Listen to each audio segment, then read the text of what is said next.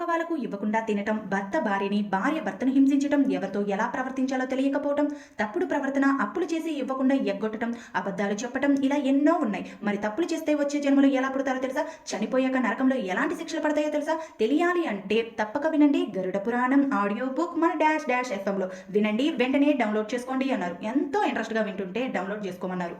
ఎంతకీ డౌన్లోడ్ చేసుకున్నామని అంటారా? ఈ చలికి నిద్ర లేవటమే కష్టమవుతుంది. అయినా లేచి పనులన్నీ కంప్లీట్ చేసుకొని, ఖాళీ దొరికినప్పుడు 2 వీడియోస్ అప్లోడ్ చేసుకొని, అన్నం తినేలోపు ఇంక పిల్లలు వచ్చేస్తారు. ఇంక వాళ్ళు వచ్చాక వాళ్ళకి ఏదైనా పెట్టుకోవటం, చదివించడం, ఈ పనులే సరిపోతున్నాయి. అయినా ఒకటి గుర్తుపెట్టుకోండి, శిక్ష ఎలాంటిదైనా కానీ తప్పు చేస్తే నరకంలో మనకు శిక్ష పడకుండా ఉండదు. అందుకే అసలు ఏ తప్పులు చేయకుండా మంచిగా భర్తను, పిల్లల్ని చూసుకొని, మన ఇంటికి వచ్చిన వాళ్ళు, అది అమ్మానైనా కానీ, అత్తమామైనా కానీ, తోబుట్టువులైనా కానీ, స్నేహితులైనా కానీ, ఎవరైనా మన ఇంటికి వస్తే నువ్వు తినేది కూడా తీసి పెట్టేటట్లు నీ మనసు ఉంటే నీకు ఏ శిక్ష పడదు. ఎందుకు ఒకటి చెప్పాలనిపిస్తుంది, నీ ఇంటికి వచ్చిన పెళ్ళైన ఆడపిల్లని కంటి చుక్క పెట్టకుండా ఆనందంగా చూసి పంపించు. ఆడపిల్ల ఎప్పుడంటే అప్పుడు రాదు, వచ్చినప్పుడు బాధ పెట్టద్దు.